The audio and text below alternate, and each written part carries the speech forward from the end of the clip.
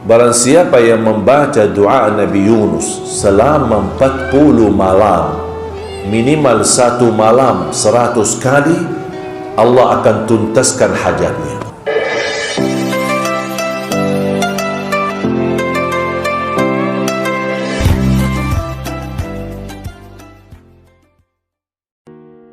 Saya mohon kalau nanti pulang ke rumah, tolong duduk di atas sajadah dan istighfar saja. Istighfar sampai menangis. Sampai menangis. Tariaklah di hadapan Allah. Tak apa-apa, tariak dengan suara yang keras. Astaghfirullah, ya Allah, ya Allah, ya Allah, ya Allah, ya Allah. Bermunajatlah kepada Allah Subhanahu wa taala. Karena hanya Allah tempat berlindung kita. Hanya Allah tempat munajat kita. Hanya Allah yang mahu mengangkat segala bala dan musibah yang kita hadapi. Nabi Yunus ketika tercepat masuk ke kapal perahu, kemudian dibuang di dalam air laut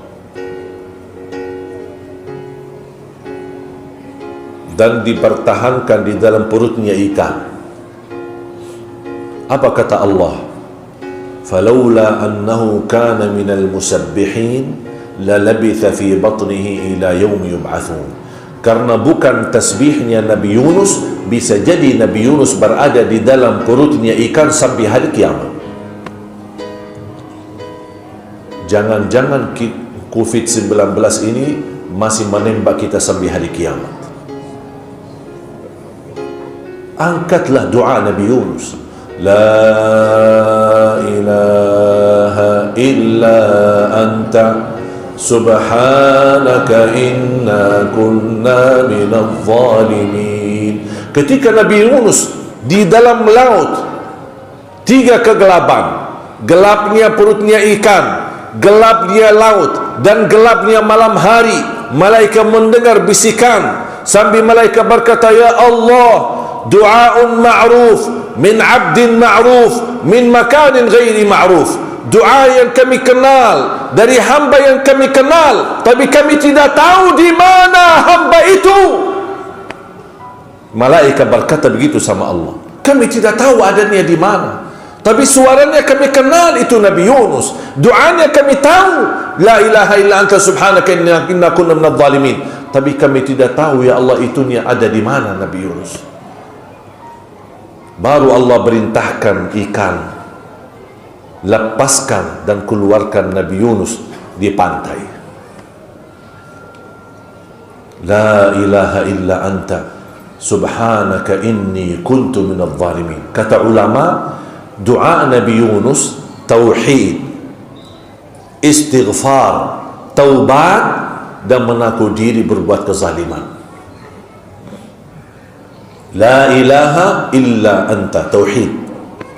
Subhanaka, maha suci engkau ya Allah.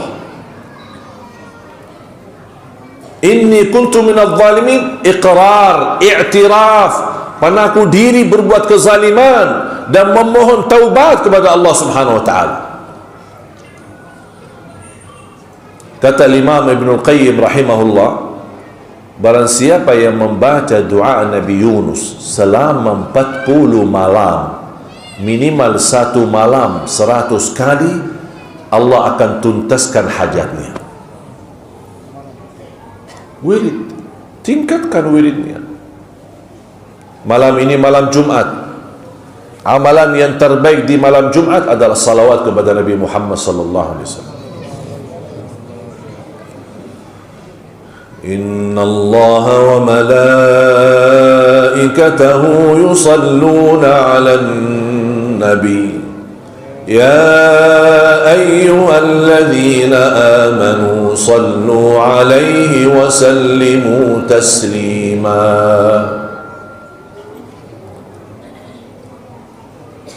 Ayat yang paling saya suka di dalam Al-Quran. Sering saya memperhatikan ketika jamaah mendengar innallaha wa malaikatahu yusalluna 'alan nabi, jamaah duluan sallallahu alaihi wasallam, Allahumma salli wa sallim wa barik alaihi. Quran tepat, Quran tepat. Apa yang layak kita ucapkan? Innallaha wa malaikatahu yusalluna 'alan nabi. Alhamdulillah. Kenapa alhamdulillah? Karena ini berita, bukan berintah. Berita gembira menunjukkan posisi kemuliaan Nabi Muhammad, sampai Allah dan malaikat tidak putus salawat kepada Nabi Muhammad sepanjang waktu dan sepanjang saat. Makanya kita bersyukur terhadap berita gembira. Alhamdulillah. Kapan kita salawat? Dengar, ya ayyuhalladzina amanu, ini baru panggilan untuk kita. Hei orang beriman, ada apa ya Allah? Kami siap dan segera sami'na wa ata'na. Sallu alaihi wa sallimu taslima.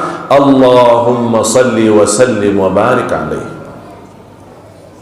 Begitu cara para sahabat menhayati isi Al-Quran. Inna min afdali ayyamikum yawmal jumu'ah fa'akthiru alayya minas salati fi. Sebaik-baik hari adalah hari Jumat, berbanyaklah salawat kepadaku. Akthiru alayya minas salati yawmal jumu'ati wa laylataha. Berbanyaklah salawat kepadaku malam Jumat dan hari Jumat, karena salawat kalian akan Allah sampaikan kepadaku. Berarti Bapak Ibu yang ingin dikenal oleh Nabi Muhammad, berbanyak salawat. Nanti nama kita akan sampai, ya Rasulullah, ini salawat fulan bin fulan dari Batam. Ada malaikat tugas ini cuma antar salawat. Allah khususkan malaikat, tidak ada tugas lain untuk membawa salawat kita kepada Nabi Muhammad. Dan ada satu rahasia di dalam salawat. Allah tidak mengizinkan siapapun untuk bersalawat kepada Nabi Muhammad.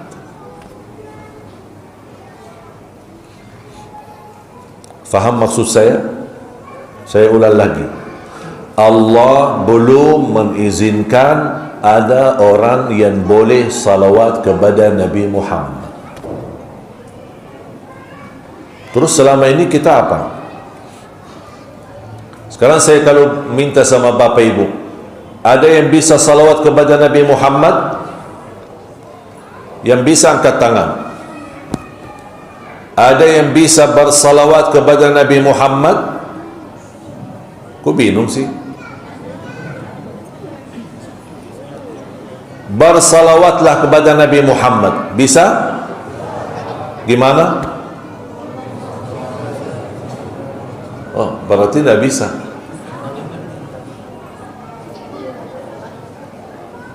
Saya kasih contoh. Kita sebenarnya tidak bisa salawat. Kita belum bisa salawat. Tahlil bisa? Bisa. Kalau saya bilang Bapak Ibu bertahlil, apa? La ilaha, oh bisa. Bapak Ibu bertasbih, apa? Subhanallah. Bertahmid, bertakbir, berarti bisa. Bersalawat, tidak bisa. Tidak bisa. Kenapa tidak bisa? Minta sama Allah, ya Allah teruskanlah salawatmu kepada Nabi Muhammad.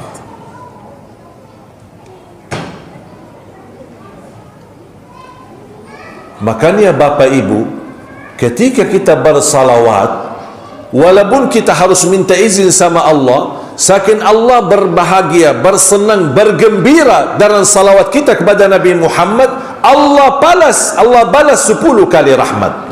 1 kali salawat, 10 kali rahmat kita dapat.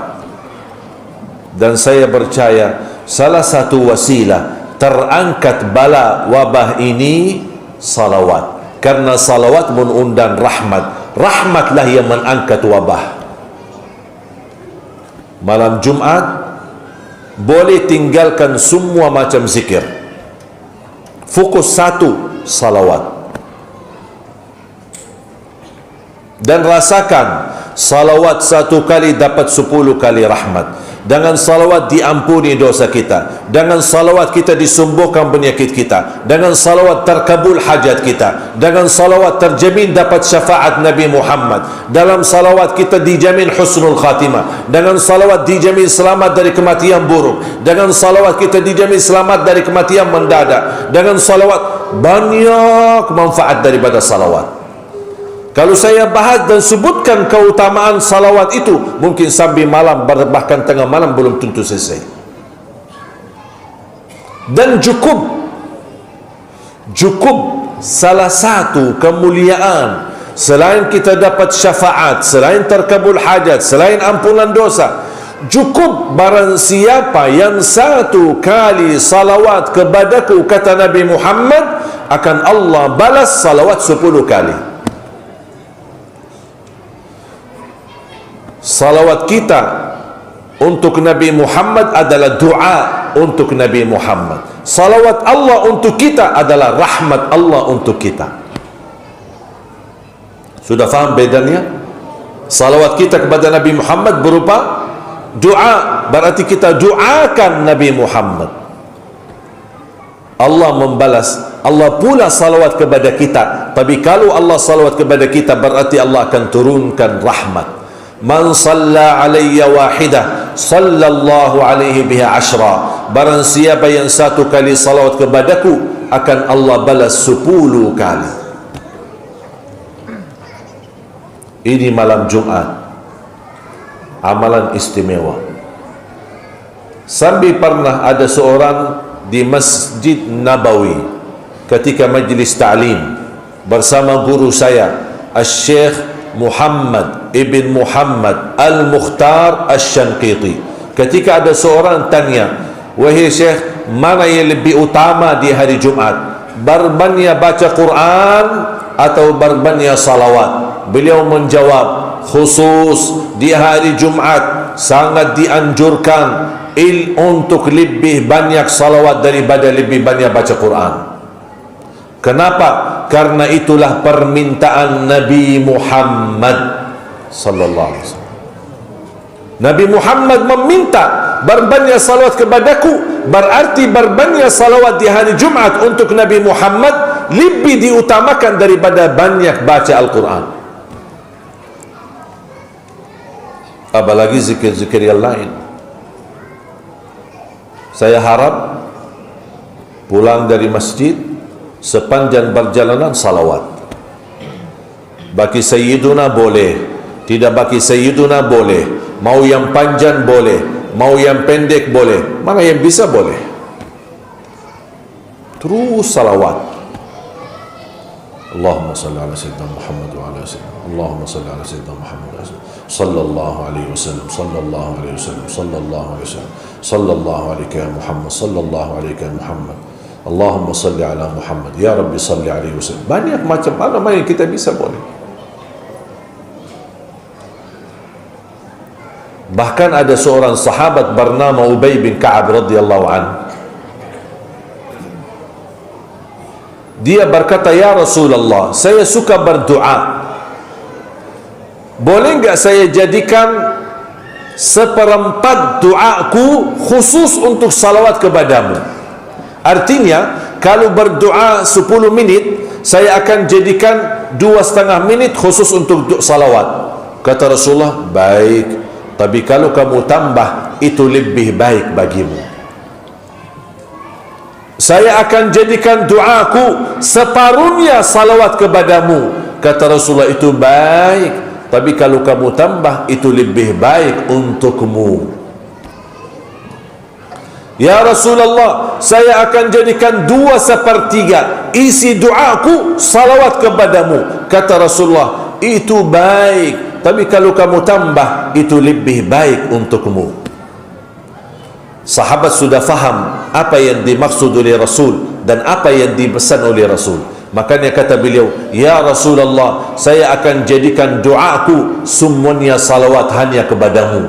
Kata Rasulullah, idzan taf'al, kalau betul-betul melakukan itu, akan dijamin diampuni dosanya. Yughfaru dhanbu wa tukfa hammu wa yuqda dainu. Akan Allah angkat segala kesusahan, akan Allah ampuni dosanya, bahkan Allah melunasi hutangnya.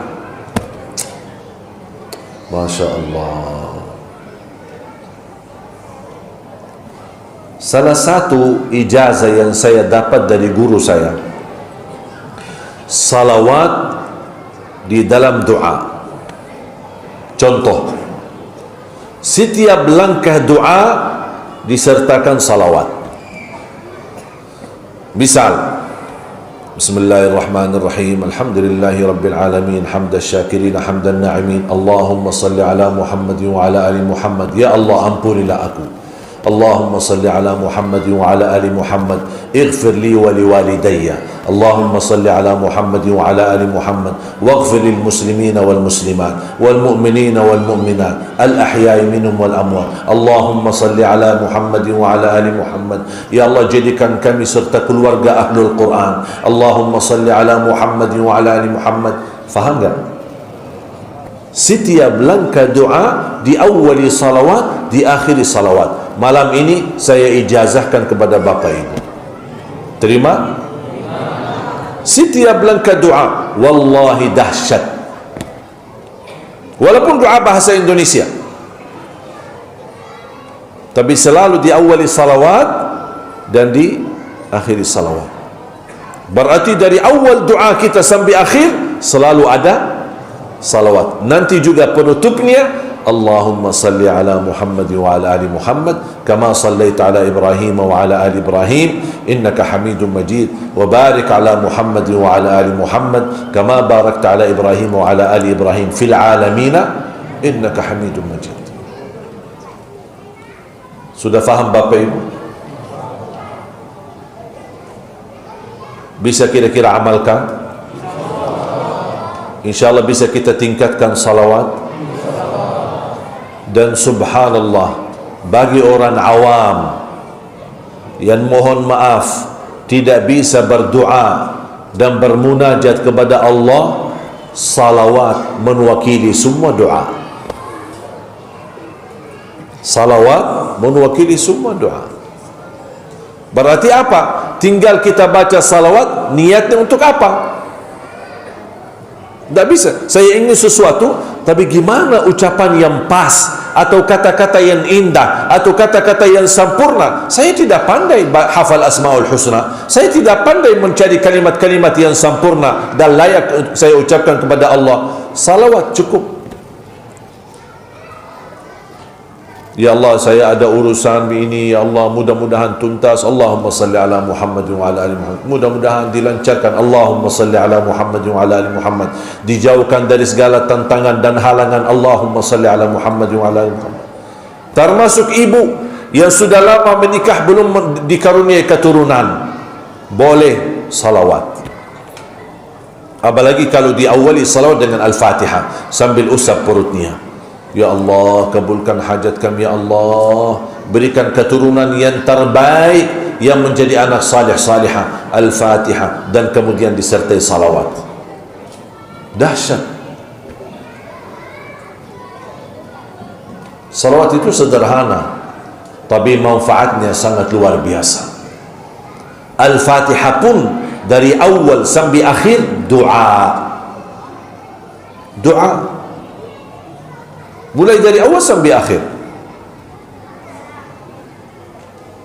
Doa untuk kita, doa untuk penyembuhan sakit kita. Saya sudah punya kebiasaan, sakit kepala, taruh tangan kanan di atas kepala, saya baca Al-Fatihah 7 kali. Saya sakit gigi, baca Al-Fatihah 7 kali. Saya sakit perut, baca Al-Fatihah 7 kali. Dan saya taruh tangan kanan di mana posisi sakit, dan saya bacakan Al-Fatihah. Dengan yakin, kekuatan barakahnya suratul Fatihah, Allah angkat segala penyakit.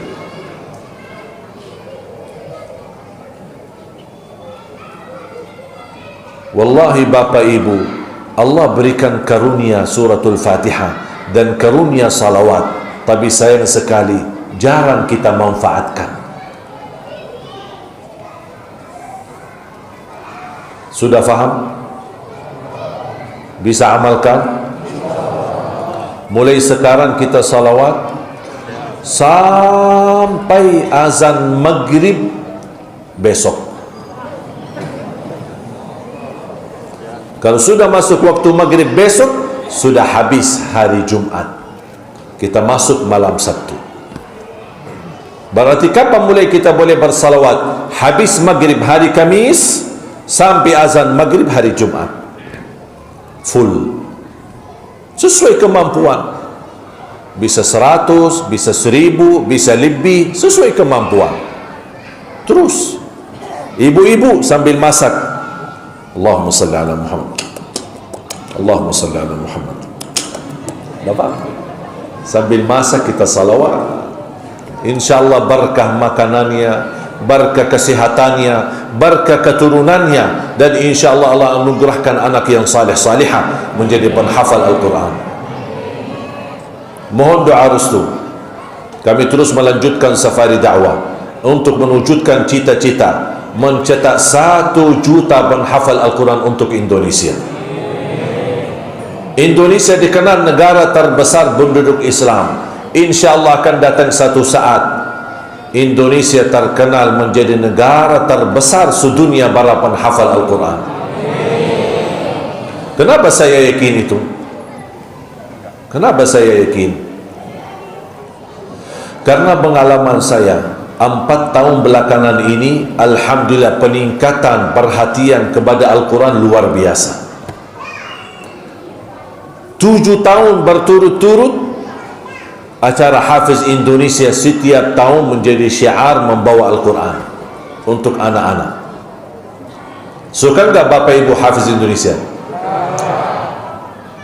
Jangankan kita orang Indonesia suka, orang Arab di sana suka. Banyak orang-orang Arab di sana pas Ramadan mereka cari acara Hafiz Indonesia. Walaupun mereka tidak mengerti bahasa Indonesia, tapi mereka bisa mendengar bacaan anak-anak kita. Nikmat Allah anugerahkan. Setiap tahun Allah hadirkan dan datangkan anak-anak ajaib yang bisa tampil di acara Hafiz Indonesia. Hafal Quran 30 juz, angka-angkanya, halaman-halamannya bersama tafsirnya. Bahkan ada yang sudah hafal hadisnya. Ada yang buta, ada yang cacat, ada semua macam-macam kita dapat. Anak yatim.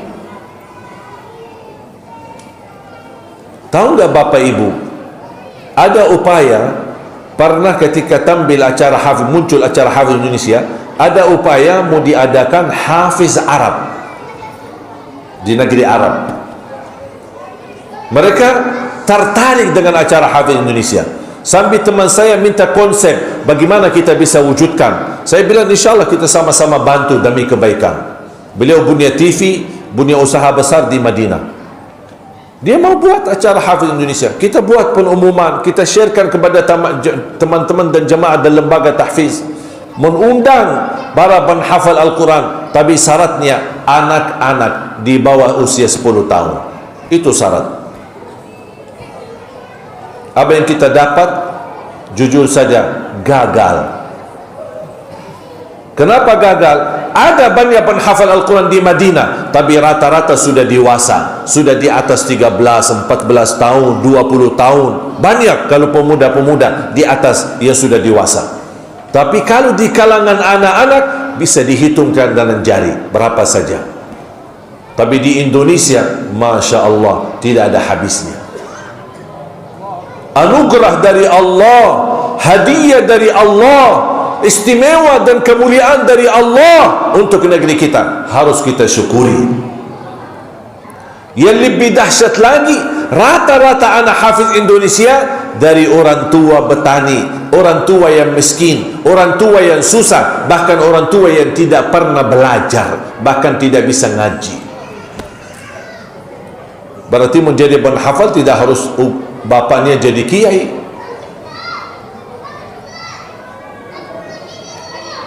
Saya punya ayah dan ibu, dua-duanya alhamdulillah masih ada. Ayah saya bukan kiai, bukan ulama, bukan imam besar. Ayah saya seorang pedagang di pasar awam. Ibu saya sampai usia 40 tahun masih buta huruf, tidak bisa baca Quran. Orang Arab dah bisa baca Quran, gimana orang Indonesia? Tapi alhamdulillah dikaruniai oleh Allah Subhanahu wa taala keturunan 12 timnas. Dari 12, 9 laki 3 perempuan, ada 10 penghafal Al-Quran, 30 juz, bukan juz 30. Dan alhamdulillah ayah dan ibu ikut serta belajar dari nol dan bahkan bisa menghafal Al-Quran. Yang jadi gurunya adalah anaknya sendiri. Dan alhamdulillah saya bangga dan bersyukur ketika saya menawarkan adik-adik saya untuk ikut terlibat memperjuangkan dan membantu program ini. Alhamdulillah saya berhasil merayu 7 adik kandung saya hijrahkan mereka dari Madinah ke Indonesia. Orang biasa hijrah Indonesia ke Madinah, malah ini kebalik. Saya datangkan mereka, yang laki sama yang perempuan, masih ada sisa di sana 5. Saya hadirkan 7 di sini. Dan begitu mereka tiba, saya langsung nikahkan supaya mereka betah. Yang laki nikah sama orang Indonesia, yang perempuan saya nikahkan sama laki-laki Indonesia. Jangan khawatir ibu-ibu, masih ada lagi. Yang mau daftar tinggal daftar antri. Bahkan saya bilang sama adik-adik saya, kalau boleh masing-masing nikah 4 dan setiap istri melahirkan 1 lusin dan semuanya menjadi penghafal Al-Quran. Setuju Bapak? Ibu-ibu setuju?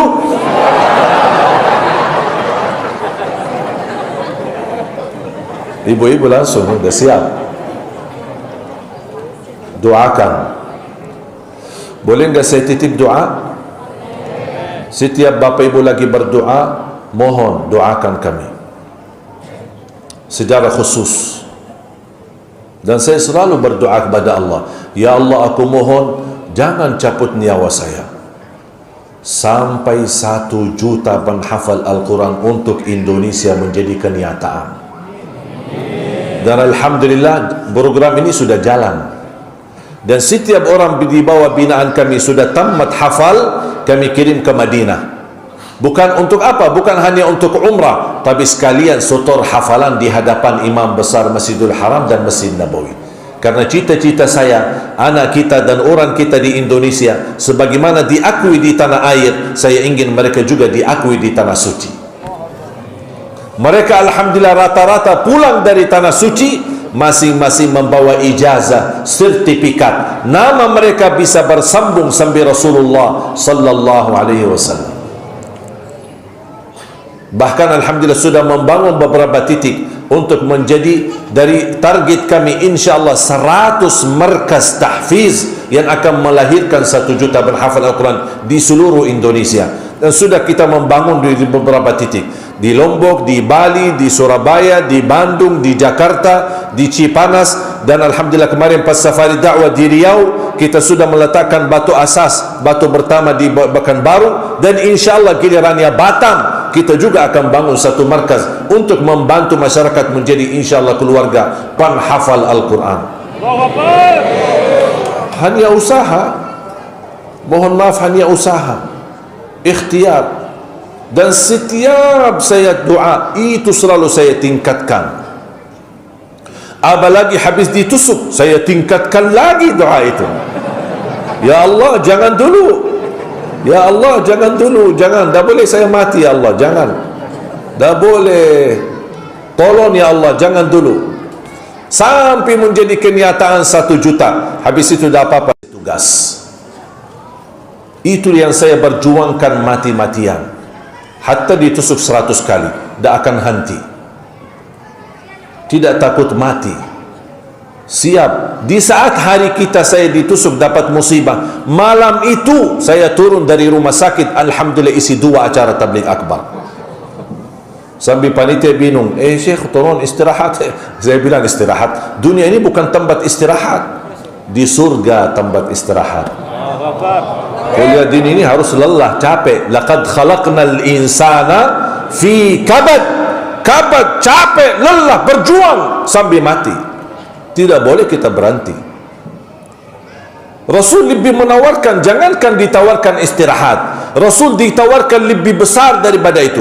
Ya Rasulullah, Quraisy kan datang, ya Muhammad, mau nggak jadi orang kaya di Makkah? Terkaya, kami bisa kumpulkan semua orang kaya di Makkah dan kami ambil harta mereka, kami serahkan kepadamu dengan syarat henti dakwah. Nabi Muhammad senyum. Barangkali bukan cari harta, mungkin cari perempuan. Udah, kami carikan wanita yang tercantik di Makkah dan kami nikahkan demi berhenti dakwah. Tidak ada. Oh, barangkali keinginan dakwah itu keinginan yang menjadi penguasa. Udahlah, kami siap menjadikan Muhammad pemimpin kota Makkah dengan syarat berhenti dakwah. Kami berikan kekuasaan itu. Nabi Muhammad tidak. Mereka masih ingin merayu dan tawar-menawar sambil menyuruh pamannya Abu Talib untuk menawar Nabi Muhammad SAW supaya berhenti berdakwah. Apa kata Nabi Muhammad ketika didatangin pamannya Abu Talib? Abu Talib menyampaikan, ya Muhammad, ini Quraisy tidak akan henti memusuhimu. Mereka akan kejar, bahkan mereka berkeinginan membunuhmu sampai mati. Sudahlah, saya tidak akan bisa juga bertahan lama untuk membelamu, kata pamannya. Apa kata Nabi Muhammad? Mengambil keputusan dan kenyataan yang jelas.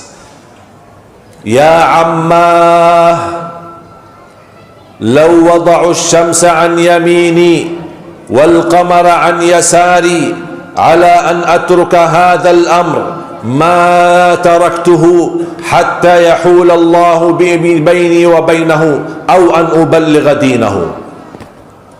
Wahai pamanku, dengarlah keputusanku. Kalau Quraisy mampu menurunkan matahari di tangan kananku dan bulan di tangan kiriku, demi saya tinggalkan dakwah Islam dan berjuang, saya tidak akan tinggalkan kecuali kalau saya mati atau Allah berjayakan Islam sampai sempurna. Keputusan. Pas begitu pamannya Abu Talib mendengar ucapan Rasul, pamannya Abu Talib berkata, saya pula akan membelamu sampai saya mati. Sudah lias. Berarti pamannya Abu Talib harus menghadapi seluruh tokoh Quraisy. Karena Nabi Muhammad tidak bisa lagi ditawar-menawar. Jangankan ditawar harta dunia, matahari dan bulan, diberikan kemampuan menguasai matahari dan bulan, sampai matahari di tangan kanannya, bulan di tangan kirinya, Rasul tidak akan tinggalkan berdakwah dan tidak akan tinggalkan syiar Islam sampai mati atau Allah mengizinkan disempurnakan agamanya. Itulah perjuangan. Mohon maaf Bapak Ibu, jangan kira di dalam perjuangan kita akan duduk manis. Semakin kita mantap, semakin kita yakin, semakin kita berani, semakin kita maju, semakin kita bersungguh-sungguh untuk memperjuangkan Islam, bakal dimusuhi semakin banyak. Itu sunnatullah. Selama ada kebenaran, ada kebatilan, ada hak, ada batil, ada ma'ruf, ada munkar sampai hari kiamat. Kita hanya berusaha memberi yang terbaik. Tidak usah menyinggung perasaan mereka atau musuh kita atau agama-agama yang lain. Tidak usah dibahas. Kita bahas urusan kita.